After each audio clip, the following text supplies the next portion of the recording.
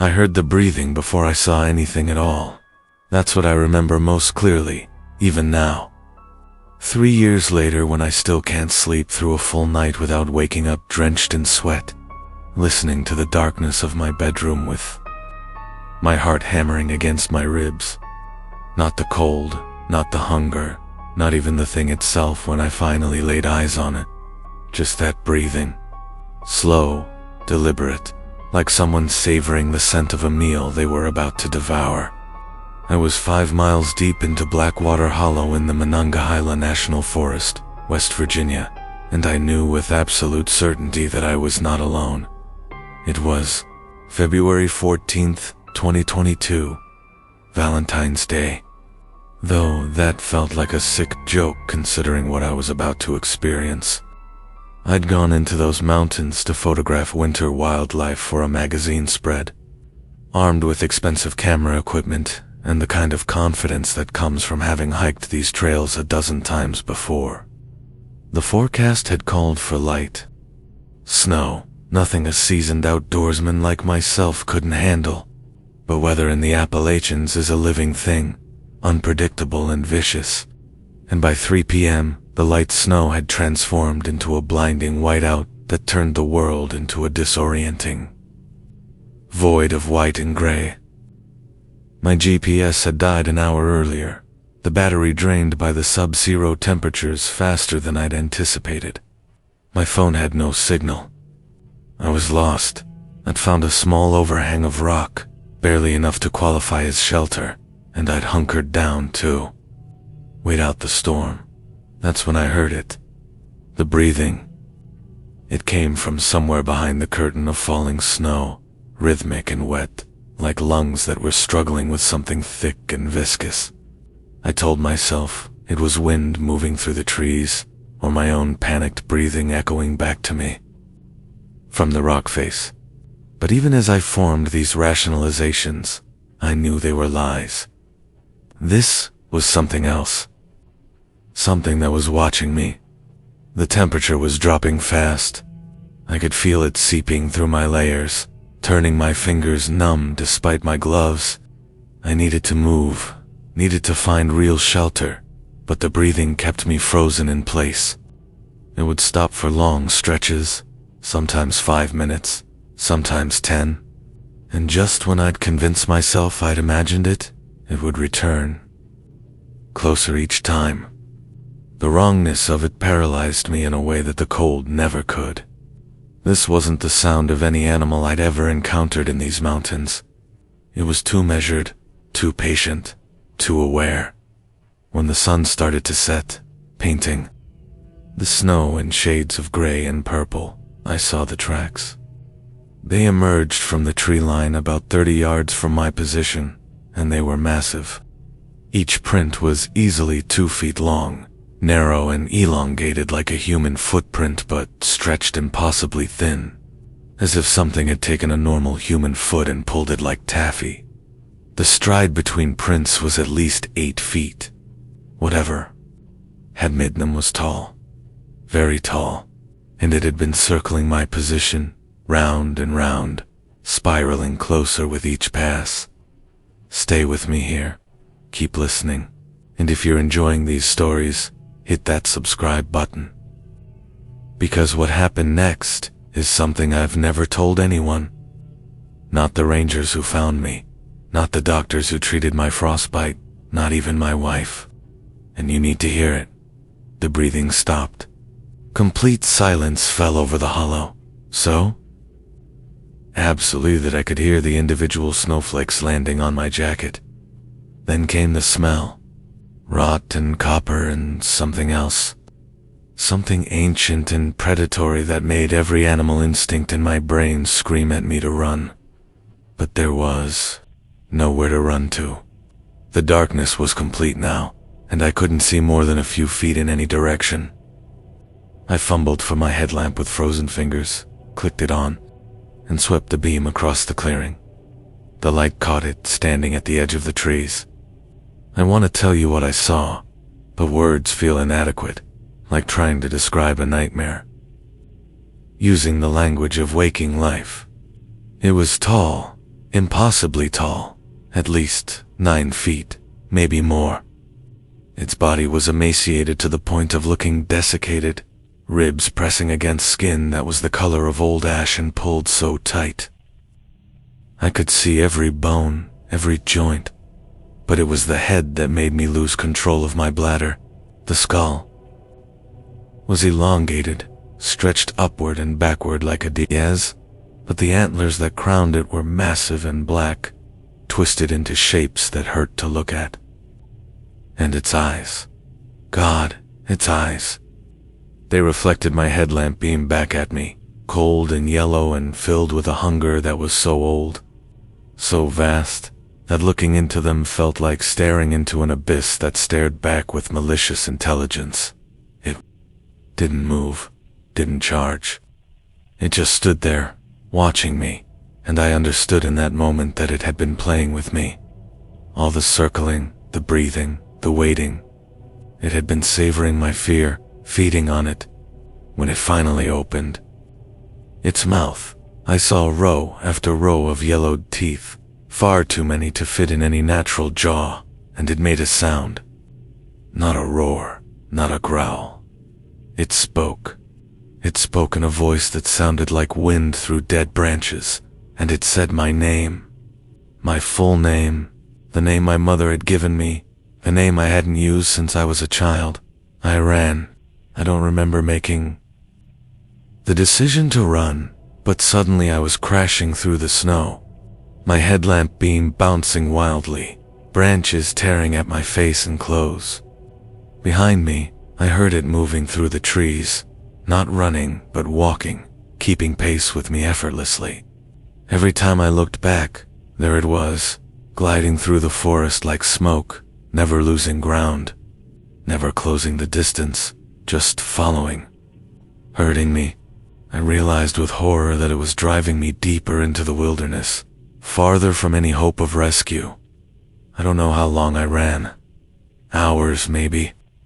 The world became a blur of white and black and pain. My lungs burned with the frigid air ice formed in my beard and eyebrows. Several times I fell, and each time I was certain it would be on me when I looked up, but it always hung back, just visible at the edge of my light. Watching with those terrible yellow eyes. It was enjoying this. Then I saw the lights, distant, flickering through the trees. A ranger station, impossibly, blessedly close. I put everything I had into one final sprint, crashed through the door, slammed it behind me, and collapsed. The rangers found me there the next morning, hypothermic and barely conscious, muttering about the thing in the woods. They searched. 4 tracks, found nothing but my own footprints in the snow. Told me I'd been hallucinating from the cold and the fear, but I know what I saw. And sometimes, late at night when the wind picks up and the trees creak outside my bedroom window, I hear it again. That slow, wet breathing. And I wonder if it's still out there, waiting for me to come back to the mountains, waiting to finish the game we started. The scratching on the walls started on the 3rd night. Soft at first, almost apologetic, like someone testing whether we were asleep before committing to something more aggressive. My sister Emma grabbed my arm so hard I could feel her fingernails through my thermal shirt, and we both stared at the rough timber wall of the hunting cabin, watching it like it might suddenly split open and reveal whatever was on the other side. We were alone on Raven's Peak in the Blue Ridge Mountains of Virginia, 20 miles from the nearest town, and our father had been missing for 6 hours. Dad had gone out just after noon on December 28th to check his deer stands before the next. Big snow moved in. This was our annual winter trip, something we'd been doing since Emma and I were kids, and Dad knew these mountains better than anyone. He'd taken his rifle, his radio, and enough gear to stay warm for hours. He should have been back by 4 o'clock at the latest. By 6, we started to worry. By 8, when the snow started falling in thick, heavy flakes that swallowed the world beyond our windows, we knew something was very wrong. We'd tried the radio every 15 minutes, shouting into the static, hearing nothing but our own voices, bouncing back. Now it was past midnight, and something was outside our cabin. The scratching moved from the north wall to the east wall, deliberate and methodical, like whatever was making it was mapping the structure, testing for weaknesses. Emma wanted to look outside, but I held her back. Some animal instinct in my gut was screaming at me not to open that door, not to even peek through the windows. Instead, we huddled by the fireplace, feeding it log after log, keeping the flames high because somehow the light felt safer than the alternative. The scratching stopped. For maybe 20 minutes, there was nothing but the crackle of the fire and the whistle of wind through the eaves. Then came the voice. It was Dad's voice, muffled by the storm but unmistakable, calling our names from somewhere out in the darkness. Emma was on her feet instantly, running for the door, but I tackled her before she could reach it, because I'd heard something in that voice. Something off. The cadence was wrong, the tone too flat, like someone reading lines from a script they didn't understand. And underneath it, almost buried by the wind, I heard something else. A wet, clicking sound, like teeth chattering. "Emma, that's not Dad," I whispered. My hand clamped over her mouth as she struggled against me. "Listen to..." It really listened. We both went still, and the voice came again, clearer this time. It was calling Emma's name, but it pronounced it wrong, putting the emphasis on the wrong syllable, dragging out the vowels in a way that no human mouth should be able to do. And then it laughed. A horrible, rattling laugh that sounded like wind. Through a ribcage, the door handle started to turn, slowly, testing. We'd locked it, thank God, thrown the heavy deadbolt that Dad had installed years ago for bear protection. But the door was old wood, and the frame was older, and I didn't know how much force that lock could withstand. The handle rattled more aggressively, and then there was a heavy thud against the door, like something massive throwing its weight against it. The entire cabin shook. Another thud, another. Each impact sent splinters flying from the frame. Stay with me here. Keep listening. And if you're enjoying these stories, hit that subscribe button. Because what we saw through that window is something that haunts me every single day. Emma had backed away from the door and she bumped against the window. She turned to look out, and I saw her face go completely white. Her mouth opened, but no sound came out. I followed her gaze, and my blood turned to ice. Pressed against the window was a face, or what had once been a face. The skin was gray and pulled tight over a skull that was wrong, too elongated, with a jaw that hung open impossibly wide. But it was the eyes that locked me in place. They were Dad's eyes. I'd know them anywhere, that same shade of hazel brown, the same gentle crinkles at the corners. But they were in this thing's head, this nightmare thing that was wearing my father's eyes like stolen jewelry. It smiled at us. Its teeth were black and sharp and went back too far in its mouth. And when it smiled, I saw that it had Dad's gold tooth, fourth from the front, on the top left. The one he'd gotten after a skiing accident in college. The thing raised one impossibly long arm, pressed a hand against the window glass, and I saw that it wore Dad's wedding ring. Then it spoke again, in Dad's voice, but wrong, all wrong. "Let me in, kids. It's so cold out here. Don't you want to help your father?" The battering against the door intensified. The wood was starting to crack. Emma was screaming now, and I was pulling her away from the window. dragging her toward the back of the cabin where Dad kept his hunting supplies. I grabbed his spare rifle, checked that it was loaded, and trained it on the door. The impacts stopped. Silence fell again, heavy and oppressive. Minutes pass. 5, 10. We didn't move. Didn't breathe. Then, barely audible over the storm, we heard it moving around the cabin again. Not scratching this time, whispering. It was whispering to itself in a dozen different voices. Dad's voice, Mom's voice, voices of people who died years ago. Our grandmother, our uncle who'd passed last spring. All of them whispering, overlapping, creating a chorus of the dead. It stayed until dawn. When the first gray light of morning crept through the windows, the whispering stopped. The presence outside faded like smoke. We waited another hour before we dared to open the door, and when we did, we found Dad's rifle lying in the snow 10 feet from the entrance.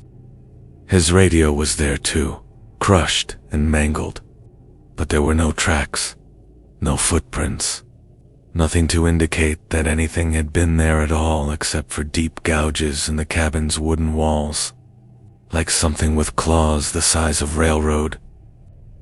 Spikes had dragged them along the entire perimeter. We found Dad 3 days later, or what was left of him, 8 miles from the cabin in a ravine. The official cause of death was exposure and a fall. But Dad was an experienced woodsman. He wouldn't have fallen, and the medical examiner couldn't explain why his body was missing so much mass, why he looked like he'd been starving for weeks rather than days, why his eyes were gone but his gold. Tooth and wedding ring remained untouched. Emma doesn't talk about that night. She's in therapy now, has been for 2 years, and she still won't sleep without every light in her apartment blazing. I sold the cabin. Tried to, anyway. No one will buy it. The real estate agent said people reported hearing whispering coming from inside when they toured it. Voices of people they knew, people they'd lost. I think about going back sometimes, about burning the whole thing to the ground, but I'm terrified that if I do, I'll hear Dad's voice calling to me from the ashes, asking me why I won't let him in. I started eating the bark off trees on the 5th day, not because I wanted to, but because the hunger had become something alive inside me. A creature with claws and teeth that was devouring me from the inside out. My hiking partner Marcus had disappeared 3 days earlier during a blizzard in the Great Smoky Mountains of Tennessee, and I'd been searching for him ever since, each passing hour taking me deeper into the wilderness and farther from any hope of rescue. But it wasn't the cold or the exhaustion that scared me most. It was the hunger. The way it whispered to me in the darkness, telling me about the deer I could hunt, the rabbits I could catch, and the way those whispers had started to change, started to suggest other things, easier things. We'd been experienced winter campers, Marcus and I, with years of backcountry survival between us. We'd planned this trip for months, a week long.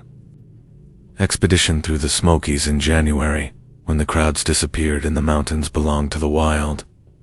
We had supplies, GPS units, emergency beacons, all the gear you're supposed to have.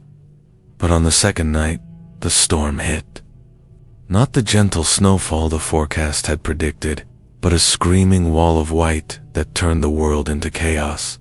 We'd pitched our tent in what we thought was a sheltered spot, but the wind found us anyway, shredding the fabric like tissue paper.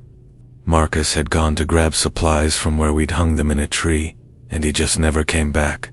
I'd searched through the storm until my flashlight died, and my hands were too numb to feel my fingers. I'd screamed his name until my throat bled, found nothing. When morning came, I tried to activate my emergency beacon, but the cold had killed the battery. My GPS was dead too. My phone was a useless brick of metal and plastic. I was alone and Thousands of acres of wilderness with no way to call for help and no idea which direction led to civilization. So I did the only thing I could think of. I followed Marcus's last known trajectory, hoping to find him, or at least some sign of where he'd gone. The hunger started on day 4. Just a normal, expected hunger at first, the kind you feel when you've been hiking all day on minimal rations. But it grew. Every hour it got worse, became more insistent, until it consumed every thought. I started seeing food everywhere. The trees looked like they were made of bread. The rocks looked like chocolate. Hallucinations, I knew, symptoms of starvation and hypothermia, but knowing that didn't make them any less convincing. I chewed on pine needles, sucked on ice, tried to trick my body into thinking it was being fed. It didn't work. That's when I found the cave.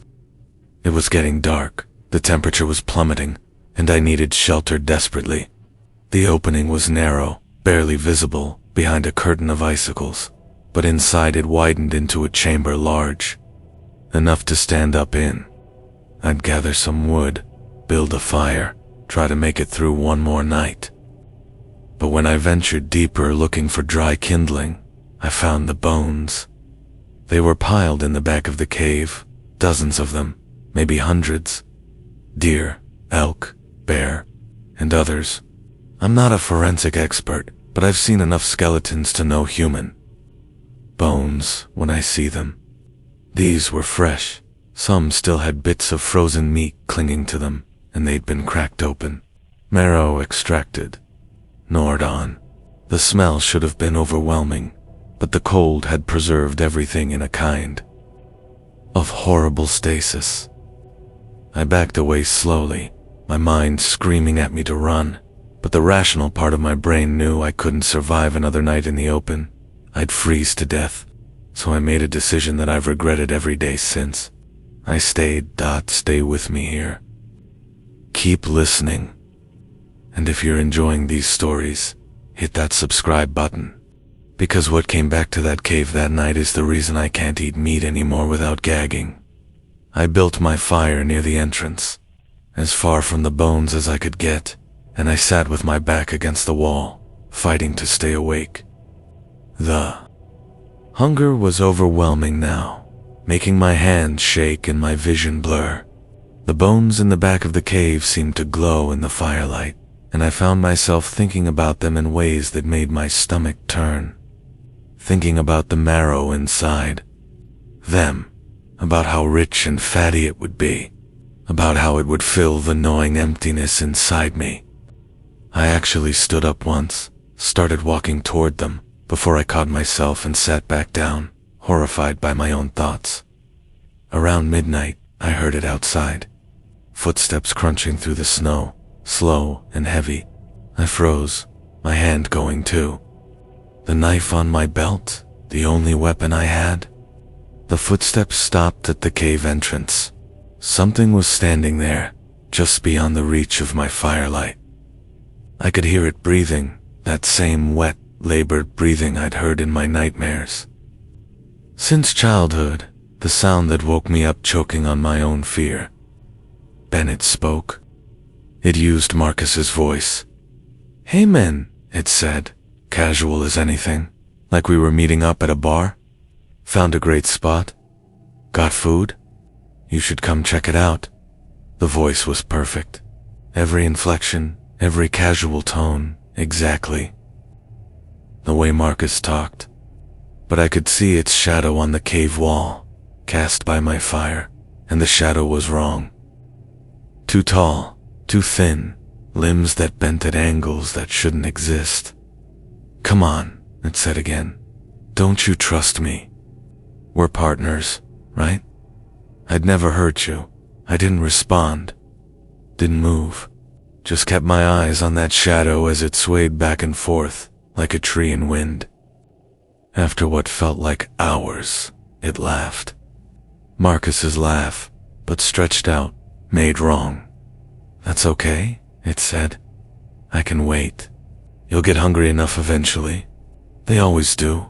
Then it settled down outside the cave entrance, and I heard it start to eat. Wet, crunching sounds, breaking bones. The smell of fresh blood wafted into the cave, and the hunger inside me roared to life, so powerful it made me dizzy. I wanted to go out there, wanted to share whatever it was eating. The urge was so strong I had to bite down on my own hand until I tasted blood, using the pain to anchor myself to reality. It stayed there all night, eating and laughing and calling to me in Marcus's voice. When dawn came, it was gone. I stumbled out of the cave, weak and shaking, and found the remains of what it had been eating scattered in the snow. A deer, torn apart with inhuman strength. But that's not what made me vomit until there was nothing left in my stomach. It was the other bones, older and cleaner, arranged in a circle around the cave entrance.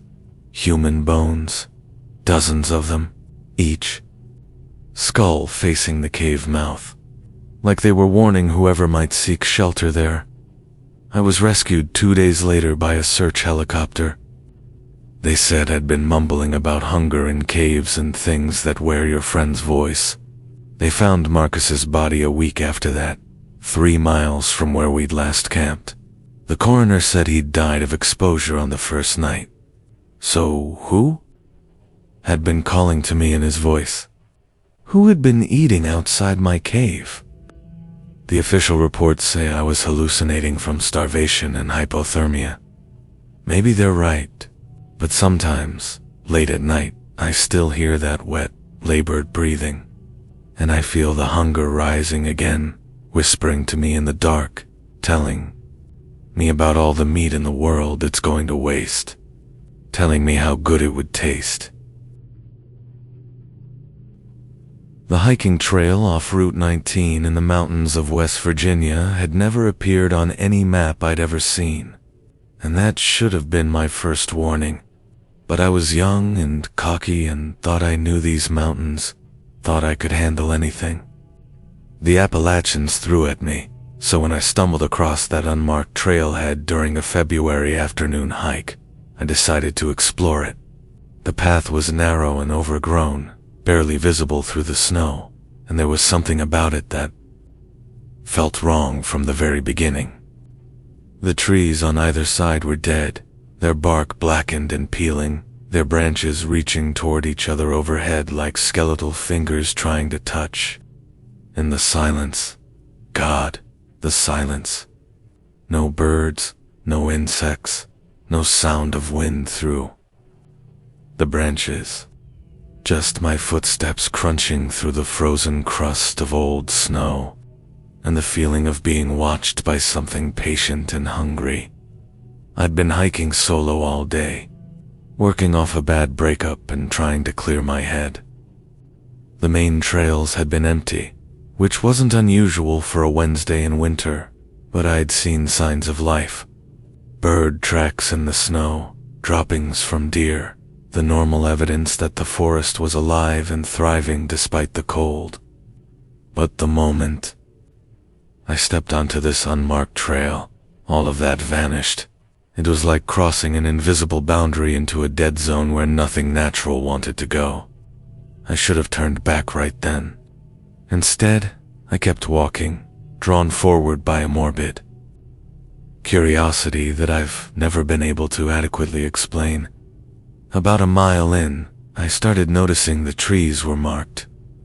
Deep gouges in the bark, 4 parallel lines like claw marks, but too regular to be from any animal I knew. They appeared every 50 feet or so, always on the right side of the trail, always at exactly the same height, 8 feet up. I photographed them with my phone, thinking I'd ask a ranger about them later, but when I tried to check the photos, my phone had shut off. Dead battery, even though it had been fully charged when I left my car. I tried to turn it back on, got nothing, and felt the first real curl of fear in my gut. The trail descended into a hollow where the snow was deeper, untouched and pristine, except for one set of tracks cutting straight down the middle of the path. My tracks. I'd been the first person down here in days, maybe weeks. The thought should have been empowering, this idea that I was exploring virgin territory, but instead it made the back of my neck prickle with unease. I knelt down to examine my own footprints more closely, and that's when I noticed something that made my breath catch. There were other prints overlaying mine. Larger prints? Much larger, like something had been following behind me, stepping exactly where I'd stepped, using my tracks to hide its own. I spun around, scanning the trail behind me, and saw nothing but dead trees and gathering shadows as the winter sun started its early descent. But I felt it watching me. Felt eyes on my back so intensely it was like a physical pressure. I started walking again, faster now, no longer interested in exploration, just wanting to get back to the main trail in my car. But the trail had changed. The path that should have led back uphill was gone, replaced by 3 different forks, all heading deeper into the hollow. I hadn't passed any forks on the way in. This was impossible. Stay with me here. Keep listening. And if you're enjoying these stories, hit that subscribe button. Because what I'm about to tell you is why I never hike alone anymore. Why I won't set foot in those mountains after dark. And why the sound of branches scraping together in the wind makes me break into a cold sweat. I chose the middle fork, reasoning that if I kept going straight, I'd eventually hit a road or a stream or something I could use to orient myself.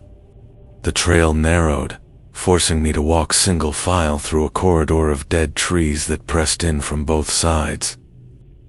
The claw marks appeared more frequently now, on both sides of the path, and I realized with growing horror that they were getting fresher. The oldest ones were weathered and gray.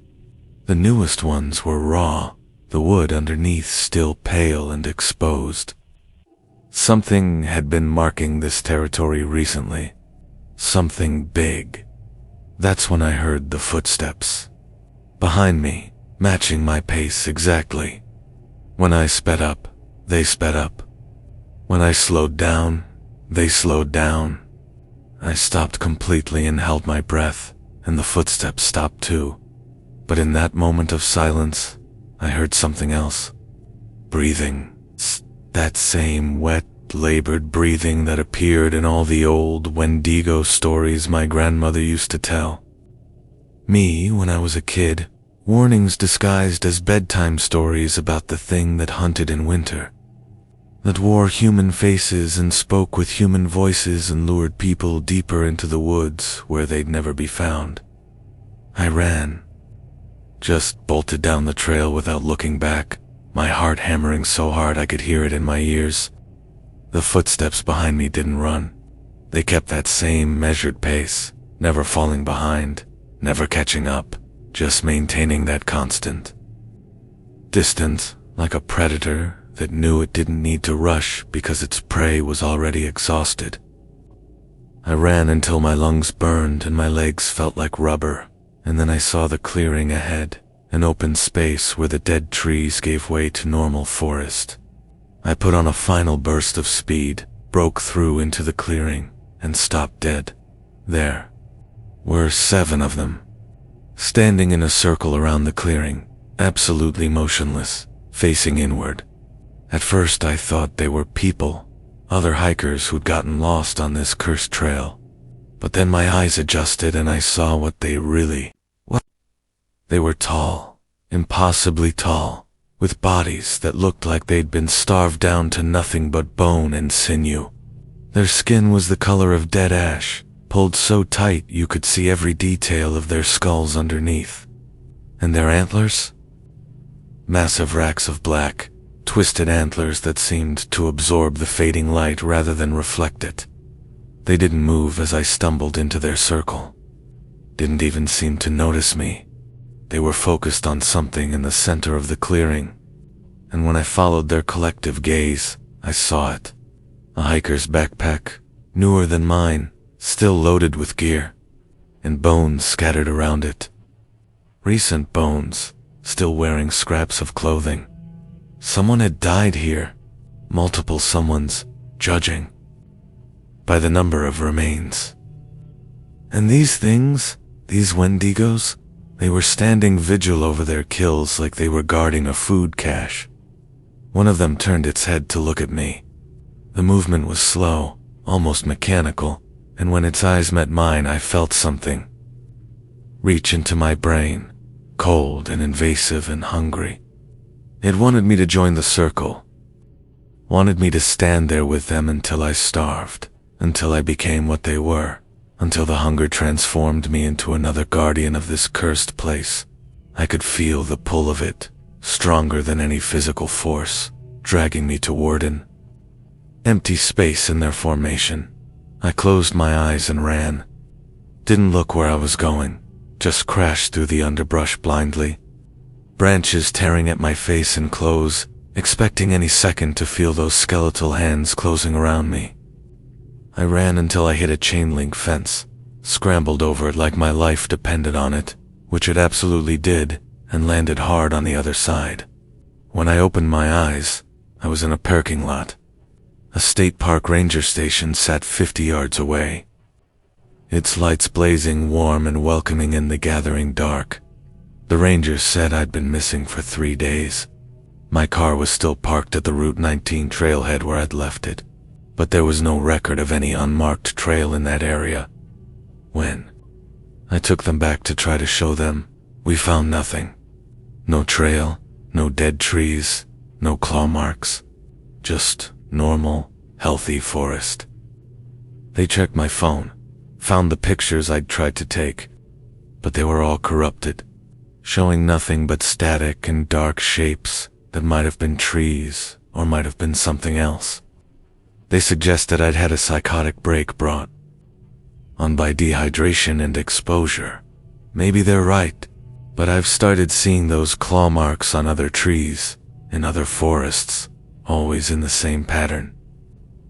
8 feet up, 4 parallel gouges, and I know what it means. The trail is moving, growing, and it's still watching.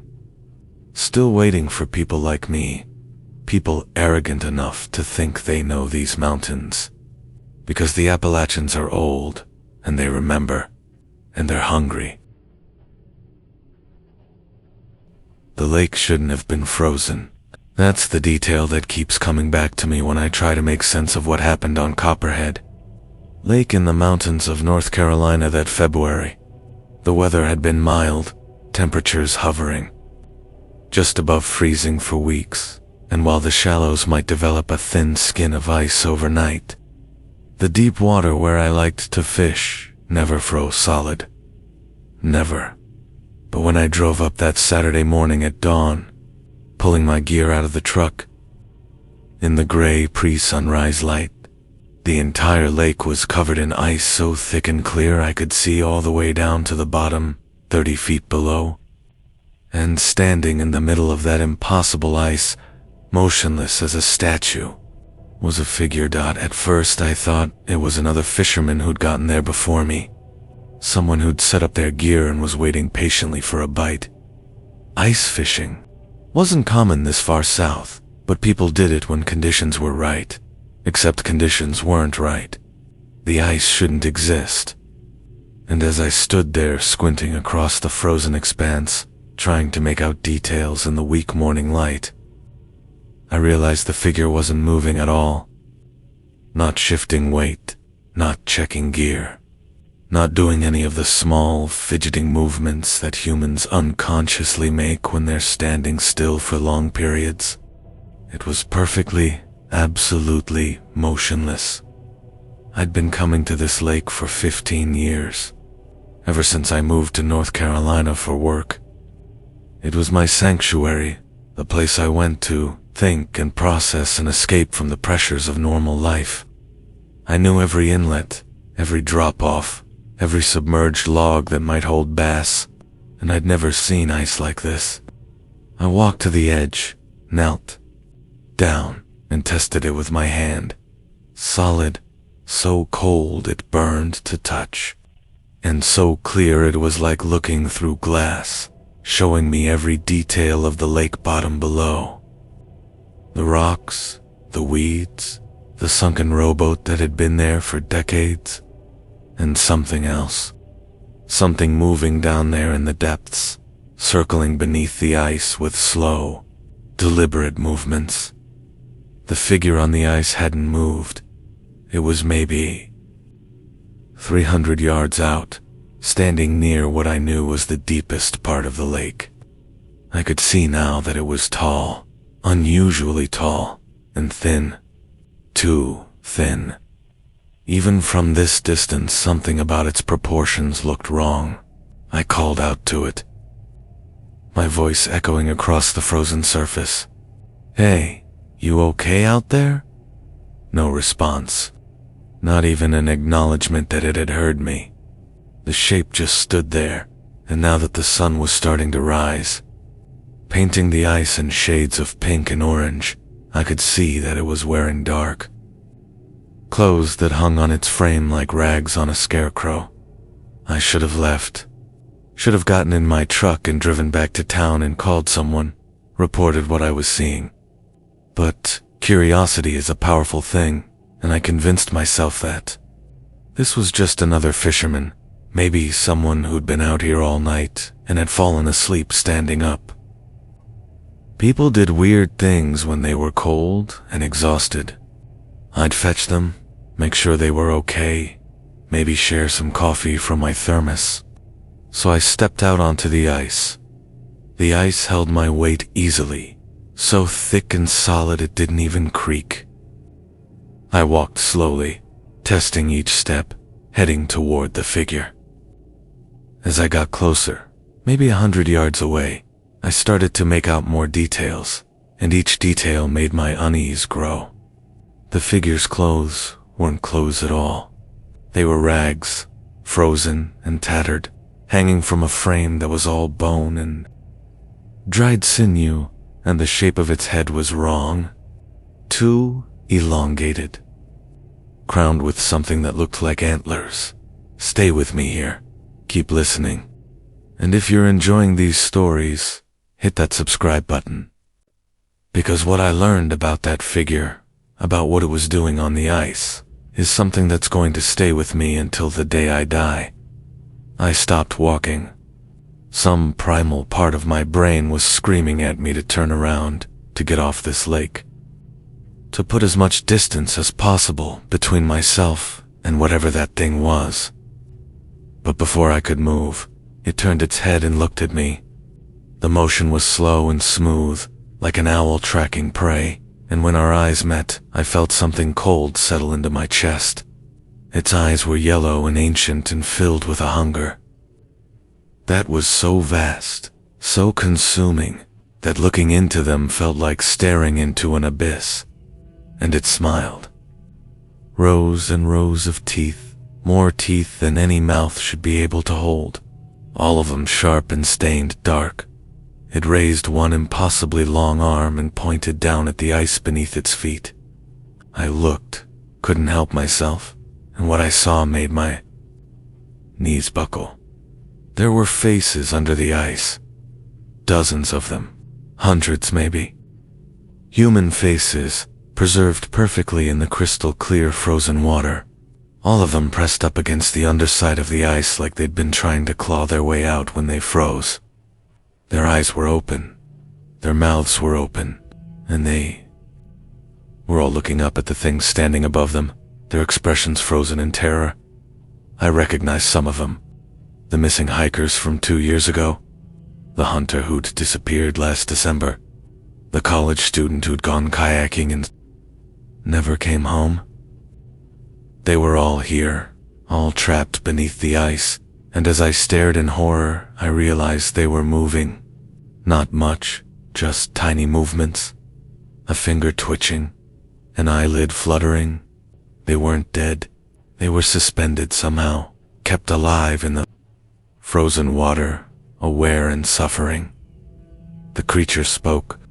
Its voice was like ice cracking, multiple tones overlapping, and it used words I'd never heard before, some language older than the mountains themselves. But I understood it anyway. I understood it in a way that bypassed language and went straight to some primitive part of my brain. It was inviting me to join them, to step forward, to let the ice take me, to become part of its collection. It was so hungry, it said, had been hungry for so long, and I would taste so good. I ran. The ice beneath my feet cracked as I moved, not threatening to break, but making sharp sounds like gunshots, and I could hear something moving under the surface, keeping pace with me. When I looked back, the creature was walking toward me, each step covering an impossible distance, closing the gap between us with terrifying speed. And the ice ahead of me was starting to change, becoming clear and soft, trying to pull me down. I made it to the shore somehow. Don't remember the last 50 yards. Just remember diving off the ice onto solid ground and scrambling toward my truck on hands and knees. I could hear the creature laughing behind me, that terrible sound of ice breaking and wind screaming, and when I finally dared to look back, the lake was normal again. Open water, no ice, no figure, nothing to suggest that any of what I'd experienced was real, except for the wet clothes and the shaking in my hands. I reported what I'd seen, told the police about the faces under the ice, about the missing people. They searched the lake with sonar and divers and found nothing. No bodies, no evidence, nothing. They suggested I'd had some kind of episode, maybe carbon monoxide poisoning from my truck's heater. Maybe they're right. But every winter, when the temperature drops, I watch the news for reports of missing people in the mountains. And every year there are more. Hikers who went out and never came back. Fishermen who were there one moment and gone the next. And I know where they are. I know what's keeping them. And I know it's still hungry, still waiting on that lake, standing on ice that shouldn't exist, adding to its collection one frozen face at a time. The abandoned coal mine on the Kentucky border had been sealed for 60 years when my urban exploration team decided to break in, which makes us either incredibly brave or incredibly stupid depending on who you ask. I'm leaning towards stupid. Now, 3 years later, after what we found in those lightless tunnels beneath the Appalachian Mountains in the dead of winter, the entrance was hidden behind an old equipment shed, marked with warnings in faded paint about unstable structures and toxic air. But we were young and fearless, and we'd successfully explored a dozen similar locations without incident.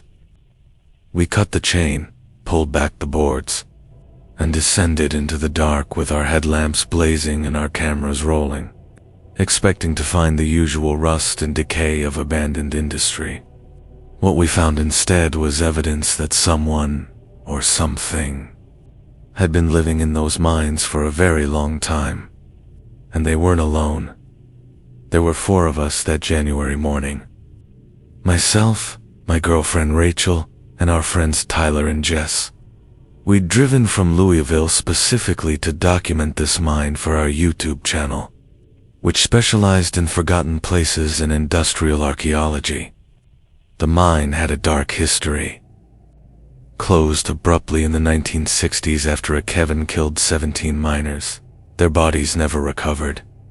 Local legends said the place was haunted, that you could hear the miners calling for help on quiet nights, but we didn't believe in ghosts. We believed in views and subscribers and the thrill of going where we weren't supposed to go. The main tunnel stretched ahead of us, perfectly level and surprisingly intact. Our lights revealed old rail tracks running down the center, wooden support. Beams that had somehow survived decades of moisture and time, and side passages branching off into deeper darkness every 100 feet or so. The air was cold and stale, but breathable. though Tyler's gas detectors showed trace amounts of methane that made us nervous.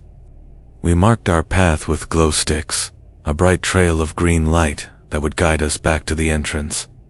About a quarter-mile in, we started finding the bones. Small ones at first, scattered in the corners of the tunnel. Rats probably, or bats. But then larger bones. A deer skull, impossibly far underground. Something that looked like a human femur, though none of us wanted to examine it too closely. And scratches on the walls. Deep gouges in the stone, 4 parallel lines that appeared with increasing frequency the deeper we went. Like something with claws had been digging, searching for something in the rock itself. That's when we heard the voices. Distant at first, echoing from somewhere deeper in the mind system, sounding like conversation too far away to make out words. We stopped, listening, and Rachel gripped my arm hard enough to hurt. "There are people down here," she whispered. "We need to leave." But Tyler was already moving forward. Camera raised, drawn by the promise of genuine urban exploration mystery. "Probably just other explorers," he said. "Or homeless people using the mine for shelter. We should at least see what's going on, maybe offer help." Jess and I exchanged looks, both of us feeling that crawling unease that comes when something is fundamentally wrong. But we followed Tyler deeper into the dark. The voices got louder. We could make out words now, or what sounded like words, but they were in a language none of us recognized. Guttural and clicking, with long vowel sounds that seemed to echo inside our skulls even after they stopped. And there was something wrong with the acoustics. The voices seemed to come from everywhere at once, bouncing off walls that our lights couldn't find, creating a disorienting wall of sound that made it impossible to pinpoint a source. Stay with me here, keep listening, and if you're enjoying these stories, hit that subscribe button. Because what we saw when we reached the chamber where those voices originated is footage that our cameras captured, but that I've never been able to watch all the way through. The tunnel opened into a natural cave, a massive chamber that the mine had intersected. Our headlamps couldn't find the ceiling or the far walls, just reflected back from moisture and darkness. But in the center of the chamber, illuminated by our combined lights, was a circle. A perfect circle carved into the stone. Floor, filled with symbols I didn't recognize and stained dark with something that might have been rust but probably wasn't. And around that circle were the miners. At least, they had been miners once. Now, they were something else. 17 figures, emaciated and twisted, their mining gear hanging off frames that had been starved down to bone and sinew. Their faces were wrong, elongated and skull-like, with eyes that reflected our light back at us in shades of yellow and gold. And they were chanting. The voices we'd heard were coming from them, this horrible rhythmic chant in a language that hurt to hear. That made my teeth ache and my vision blur. They stopped when our lights hit them. 17 heads turned in perfect unison to look at us, and I saw that their mouths were full of too many teeth. Row after row of sharp yellowish fangs that should never exist in a human jaw. They smiled. All of them smiled at once, and the gesture was so synchronized, so inhuman, that it made my knees weak with terror. Then they spoke, and they used our voices. Tyler's voice, Rachel's voice, Jess's voice, and mine, all overlapping, creating a chorus of ourselves. "Stay with us," they said in our own voices. "Be with us. Join the circle. We're so hungry. We've been so hungry for so long." Rachel screamed and ran. I heard her footsteps echoing back down the tunnel, and some part of me knew I should follow. Should get out while I still could, but I was frozen in place, staring at these things that had once been men, watching as they slowly rose to their feet with movements that were too smooth, too fluid, like they were being pulled up by invisible strings. They started walking toward us, still smiling, still speaking in our voices, and I could smell them. Now, rotten copper and something older, something that made my hindbrain scream about danger and death. Tyler was backing away, his camera still recording, and I grabbed Jess's hand and we ran. We ran back the way we'd come, following the glow sticks, and behind us I could hear them following. Not running, just walking. That same measured pace that meant they didn't need to hurry because they knew these tunnels better than we ever could. They'd been down here for 60 years, living in the dark, feeding on whatever wandered into their domain. And now they'd found us. We made it back to the entrance, burst out into daylight that felt like a physical assault after the darkness of the mine. Rachel was there, sobbing and hyperventilating, and we dragged her to the car and drove. We didn't talk about what we'd seen, didn't try to process it. We just drove until we were back in Louisville, back in civilization, back in a world where things like that couldn't exist, except Tyler didn't make it out. We realized it when we got back to town and reviewed the footage. In the chaos of our escape, no one had noticed that Tyler had gone a different direction, had taken a wrong turn. In the panic, the cameras caught it all. They caught him running down a side tunnel, his light failing, caught him realizing he was lost. Caught him turning around to see all 17 of them standing there, blocking his path, still smiling. And they'd caught in what happened next, though I've only watched it once and never will again.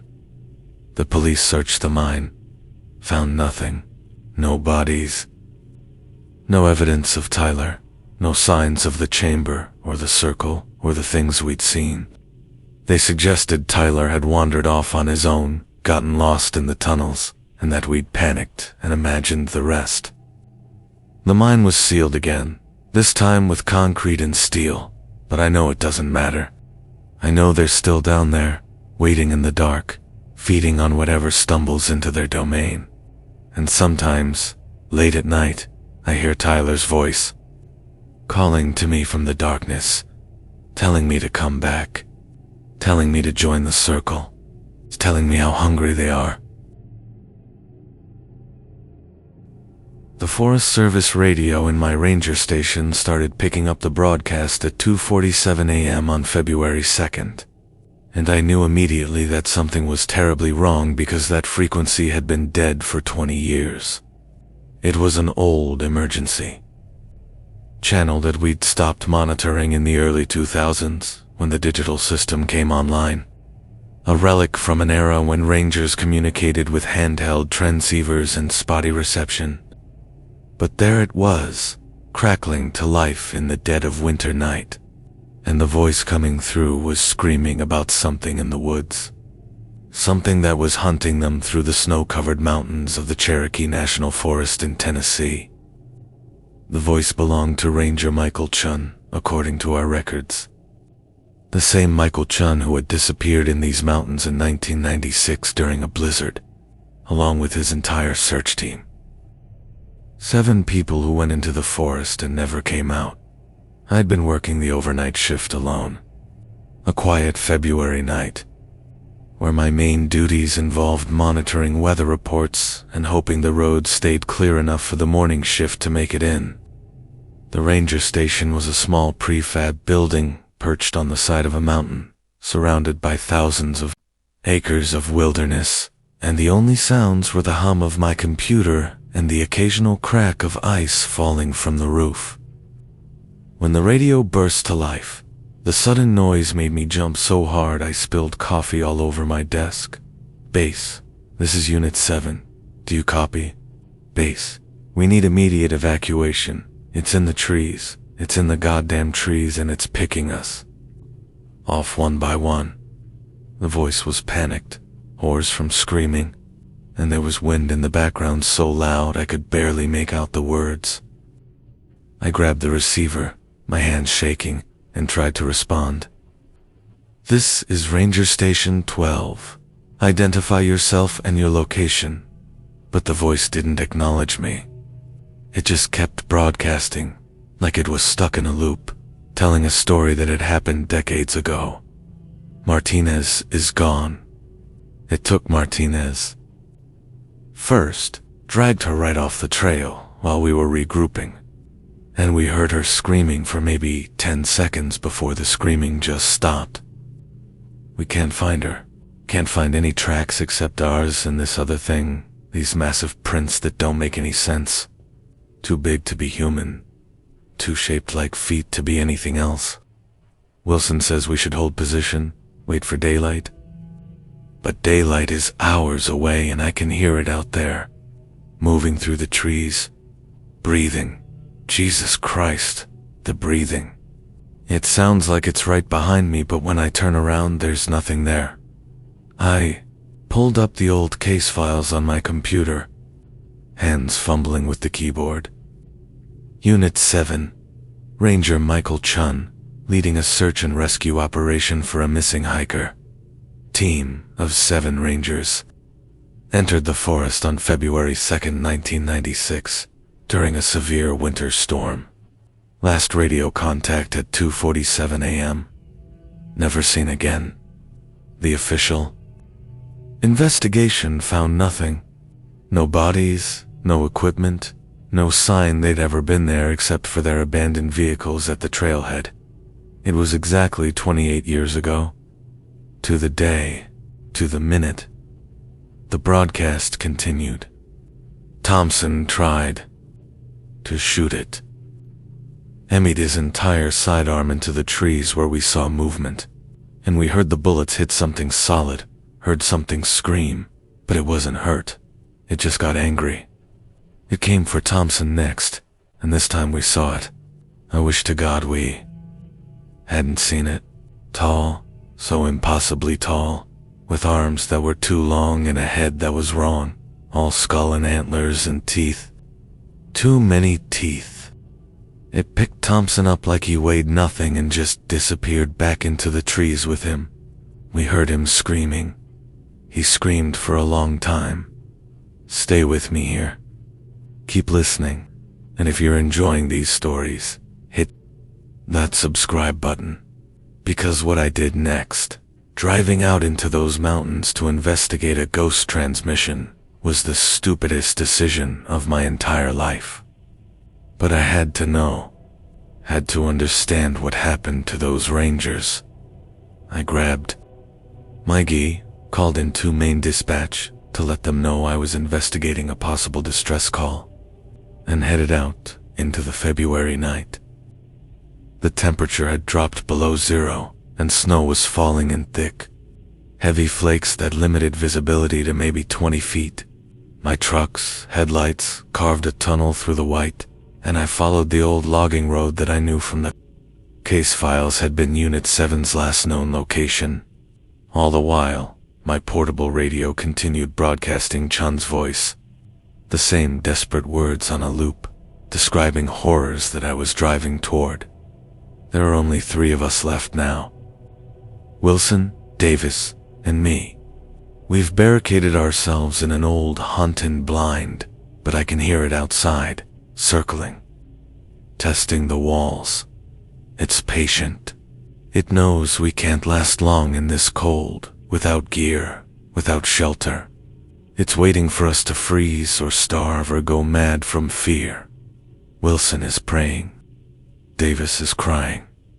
I'm trying to figure out how to tell our families that we failed, that we're going to die out here and they'll never find our bodies, never know what happened. I found the hunting blind exactly where the old map said it would be. A rotted structure barely standing in a clearing surrounded by dead trees. My headlights illuminated it through the falling snow, and I could see claw marks on the walls, deep gouges that ran from ground to roofline. I grabbed my flashlight and my sidearm, knowing even as I did that if Chun's story was real, a gun wouldn't help me any more than it had helped Thompson. The door hung open on broken hinges. Inside, the blind was empty except for 3 items arranged in the center of the floor. 3 ranger badges: Martinez, Thompson, Wilson. Not covered in dust or debris or snow. Fresh, shiny, like they'd been placed there recently, like they'd been placed there tonight. And on the wall, scratched deep into the wood with something sharp, were words. "It's still hungry. It's always hungry. Don't come looking." The radio in my hand crackled. "Base, this is Unit 7. Final transmission." It's breaking through the walls.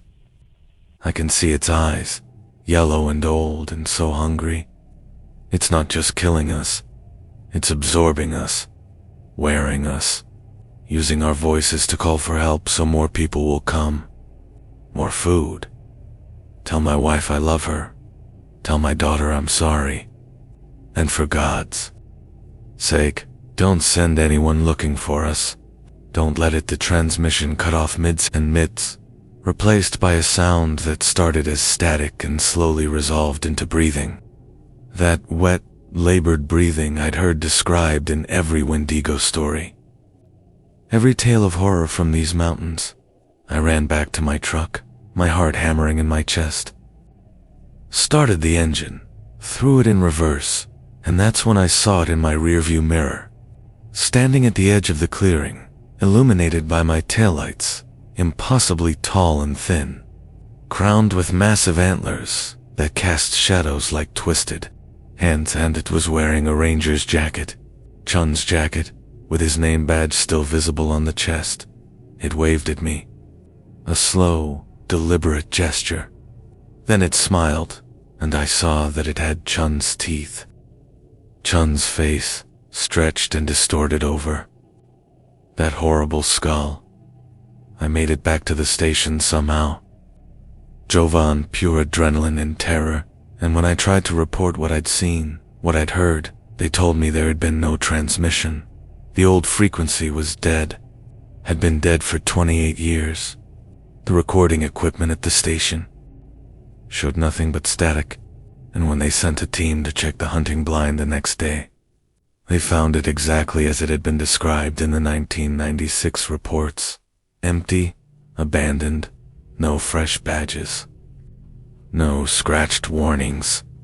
Nothing to suggest anyone had been there in decades. But every year on February 2nd at 2:47 a.m., my radio picks up that transmission. Chun's voice, describing the same horror, the same impossible hunt. And every year, I hear one more voice join the broadcast. Davis joined the year after I heard it. Then a hiker who went missing in 2015. Then a camper from 2018. The transmission gets longer each time. More voices added to the chorus of the lost, all of them warning. All of them screaming about the thing that hunts in these mountains. The thing that wears their faces and uses their voices and is always, always hungry. I've requested transfer 12 times. Keep getting denied. And some nights, I lie awake wondering if that's because I'm meant to be here. Meant to hear those voices.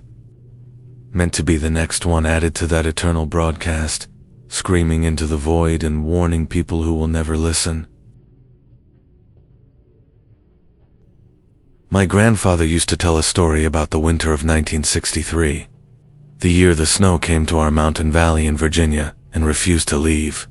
Even when spring arrived and the calendar said April, and then May, and then June, and the ice still held. Everything in its grip and people started disappearing into the endless white like they were being pulled into some frozen dimension that existed parallel to our own. He told it every Christmas, sitting by the fire in his cabin, while my cousins and I huddled close and pretended we weren't scared. But I remember being scared. Terrified, actually, because the way Grandpa told it, with his voice dropping too. A whisper and his eyes going distant, like he was seeing something the rest of us couldn't. made it clear this wasn't a campfire tale or a winter legend. This had happened, and it had changed him in ways that never healed. I never believed him. Not really. Not until this winter, when the snow started falling on December 1st and didn't stop. Not for a day, not for an hour. Just constant, heavy snowfall that buried our valley under drifts that reached the second-story windows of most houses. By January, we'd lost power. By February, the roads were impassable and helicopters couldn't fly in the whiteout conditions. We were cut off. 300 people in a valley that had become a prison of ice and snow, and we started to hear the same stories my grandfather had told. People going missing, tracks in the snow that led to nowhere, a presence in the blizzard that watched and waited and was growing hungrier with each passing day. Mrs. Patterson was the first to vanish. She'd gone out to her shed to get firewood, a 50-foot walk from her back door, and she never made it. Her husband found her footprints in the snow, leading straight to the shed, but there were other prints alongside hers. Massive prints, too. Large to be human, with toes that were elongated and spread in a way that suggested something adapted to moving across deep snow without sinking. The prints followed Mrs. Patterson to the shed, and then both sets of tracks just stopped.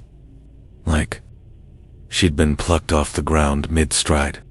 There was no blood, no sign of struggle, no evidence of what had happened except for those impossible footprints and a growing sense of dread that settled over the valley like fog. Then Mr. Chun disappeared. Then the Morrison twins. Then old Jacob, who lived in the cabin at the north end of the valley. Every few days, someone else would go missing, and we started to see a pattern. It was taking people who were alone, people who ventured outside without witnesses, people who thought they could brave the 100-yard walk to a neighbor's house or the quick trip to check on livestock. The valley held emergency meetings in the community center, the only building big enough and well-supplied enough to house everyone, and we made a rule. No one goes outside alone, ever. We moved in groups, armed groups, even for the shortest trips. But the disappearances continued, and we started finding the bodies, or parts of them, scattered in the snow like offerings, positioned where we couldn't help but find them. An arm here, a leg there, always frozen solid, always stripped of flesh, always arranged in patterns that hurt to look at. Geometric shapes that suggested intelligence and purpose and a cruel desire to terrorize us. The valley descended into paranoia. People accused each other of being responsible, of being the thing that was hunting us.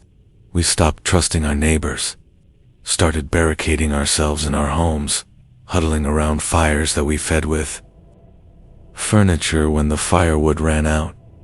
I remembered Grandpa's story. The winter of 1963 had lasted 7 months, he said, and when it finally ended, 40 people were gone. Just gone. Never found. Never explained. The survivors didn't talk about it, signed some kind of agreement to keep quiet, and life went back to normal. But Grandpa said normal was a lie. He said the thing that had hunted them never really left. It just went to sleep, hibernating in the deep places beneath the mountains, waiting for another winter cold enough and long enough to wake it again. Waiting to feed. Stay with me here. Keep listening. And if you're enjoying these stories, hit that subscribe button, because what I'm about to tell you is happening right now. The winter is in its 8th month. The snow shows no signs of stopping, and we're down to less than 100 people. Last week, I saw it. Really saw it. Not just the tracks or the evidence of its passing, but the thing itself. I was part of a group of 8 that had ventured to the valley's old general store, hoping to scavenge canned goods or anything that could extend our dwindling supplies. The blizzard was particularly bad that day, visibility down to maybe 10 feet, and we moved in a tight formation with ropes connecting us so no one could get separated. That's when it came out of the white dot. It was tall, impossibly tall, maybe 12 feet, though it was hard to judge in the swirling snow. Its body was emaciated, bones pressing against skin that was the color of old ice, translucent enough that I could see dark shapes moving underneath, organs that didn't belong in. In the anatomy I recognized, its head was crowned with antlers that branched and twisted like frozen lightning, black against the white of the storm. And its eyes, God, those eyes.